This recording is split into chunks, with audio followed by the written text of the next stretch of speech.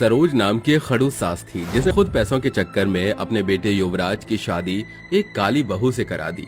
शादी के कुछ दिनों में ही काजल अपने ससुराल की सारी जिम्मेदारी बखूबी संभाल लेती है। शादी को 1 साल बीत जाता है।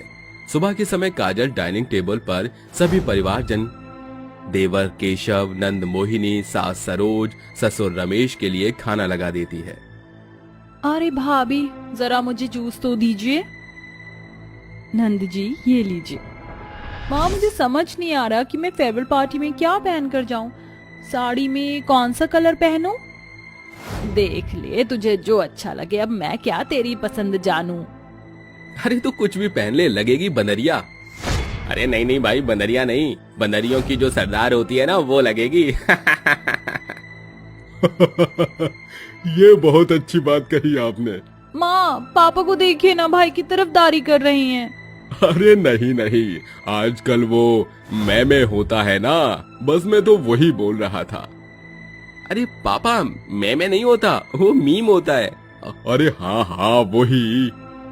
नंद जी, आपको बुरा ना लगे तो मैं कहूँ, आपका रंग बहुत ही गोरा है, तो आप काली साड़ी पहन लीजिए, आप बहुत अच्छी लगेंगी। हाय हाय माँ, जरा देखो तो भाभी खुद तो काली है और मुझे भी काली वाली चीजें ही पहनने को कह रही हैं। अरे तू मेरी बेटी से दूर ही रही हो, काली कमली कहीं की। पता नहीं शादी को 1 साल हो गया और पोता कब देगी मुझे। माँ जी, पिछले 1 साल से आप मुझे मेरी काली रंगत पर सुनाई जा रही हैं। भला मैंने ऐसा भी कौन सा पाप कर दिया? ये तो भगवान की देन है। इंसान का हर तरीके का रंग रूप होता है और शादी तो आपने सब जानकर की थी। अब क्यों कहती है? अजी देखते हो कैसे सबके सामने जुबान चला रही है। पोते की बात तो सुनी नहीं। अरे सब पोते के नाम पर मुझे कितना चिढ़ाते हैं, ये मैं ही जानती हूँ। सरोज बिल्कुल ठीक कहती है। अरे ओ नास पीटी करमजली कहीं की, अगर तूने इस साल हमें पोते या पोती की शक्ल नहीं दिखाई तो मैं अपने बेटे की दूसरी शादी करने में और तेरी नई सौतन लाने में जरा भी वक्त नहीं लगाऊंगी। सरोज और रमेश दोनों काजल को सुनाते हैं, जिसके बाद सब अपने अपने काम पर चले जाते हैं। घर वालों की खरी खोटी सुनकर काजल के दिल को बहुत ठेस पहुंचती है। अगर ऐसा कुछ नहीं हो पा रहा तो इसमें मेरी क्या गलती है? मैं भी तो माँ बनने का सुख चाहती हूँ। क्यों भगवान मेरे साथ ऐसा कर रहे हो? कम से कम इस घर के वारिस को देखकर तो मैं अपनी जगह यहाँ बना लेती, मगर माँ जी ने सच में मेरे पति की दूसरी शादी कर दी तो नहीं नहीं नहीं, ये नहीं हो सकता।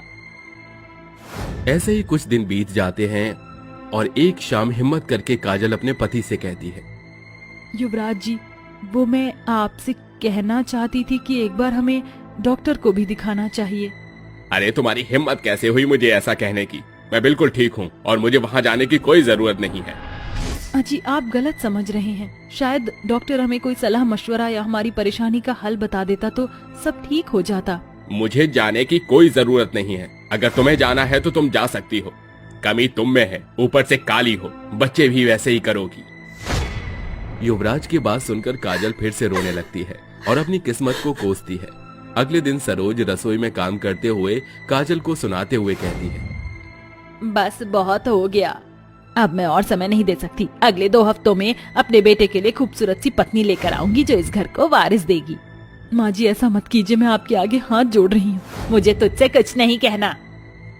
अगले 2 हफ्तों में सरोज जैसा कहती है वैसा करके दिखाती है और युवराज की शादी शनाया नाम की लड़की से कर देती है, जो कि बहुत चालाक थी, लेकिन घर वाले इस बात से अनजान थे। तभी गृह प्रवेश करते वक्त सरोज उससे कहती है, हाय मैं मर जावा, मेरी गोरी चिट्टी बहू आ गई। काली कमली, जा जाकर आरती की थाली लेकर आ, तेरी सौतन का गृह प्रवेश जो करना है।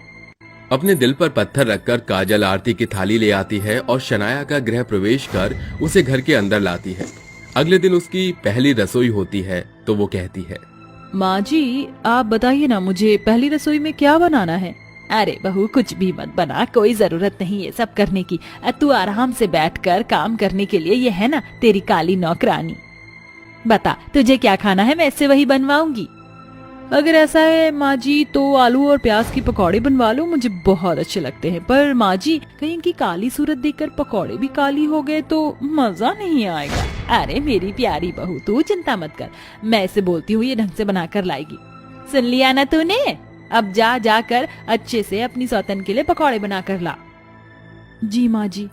ये सुनकर काजल पकौड़े बनाकर ले आती है। वक्त गुजरता है, घर के सभी परिवारजन नई बहू शनाया से बहुत खुश थे, जबकि काजल को वो हमेशा ताने कसते थे।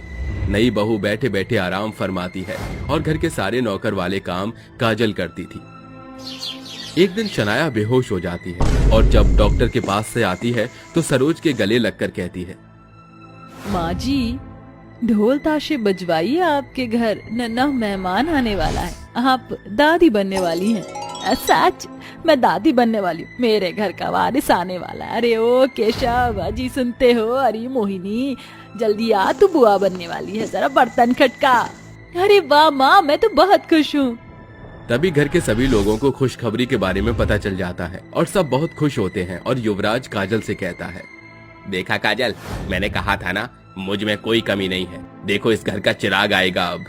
देखिए, मुझे खुशी है इस बात की। भले ही आप मुझे कुछ भी कह लीजिए, लेकिन मुझे अपनी सौतन मंजूर नहीं। भले ही आपकी नजरों में आप सबकी वो चहेती हो, लेकिन मुझे कुछ चीज खटकती है। हाँ, तुम्हें तो खटकेगी ये सारी चीजें। सौतन जो ठहरी वो तुम्हारी। 6 महीने बीत जाते हैं। सभी उसका बहुत ख्याल रखते थे क्योंकि वो उनके चिराग देने की वजह से चहेती बन गई थी। शाम को सरोज फल काटकर शनाया को देती है। अरे बहू, खाना इसे भी, बच्चे के लिए बहुत अच्छा रहेगा ये। जी माँ जी। जबरदस्ती खाना खाने के बाद शनाया कमरे में जाकर अपने पेट के पल्ले में रखे तकिए को गुस्से से निकाल कर कहती है, बच्चा बच्चा बच्चा, बस इस बुढ़िया को तो बच्चा ही चाहिए। कभी ये खा ले बहू, कभी वो खा ले। अरे जानवर की तरह ठुसाए जा रही हैं। नहीं हूँ मैं गर्भवती, सब एक्टिंग थी। एक बार गोद भराई में मुझे शगुन, गहने और पैसे मिल जाए, फिर इनको चूना लगाकर जो भागूंगी ना, किसी को पता ही नहीं चलेगा। ये सब खिड़की से काजल सुन लेती है और देख भी लेती है। मुझे कुछ गड़बड़ लग ही रही थी। अच्छा है, मैंने मौके का फायदा उठाकर इसकी हरकतें फोन में कैद कर ली। पूरे घर वालों को जब इसकी सच्चाई बताऊंगी तो कोई इसे माफ नहीं करेगा। शाम को युवराज झूला और केशव खिलौने भी लेकर आता है।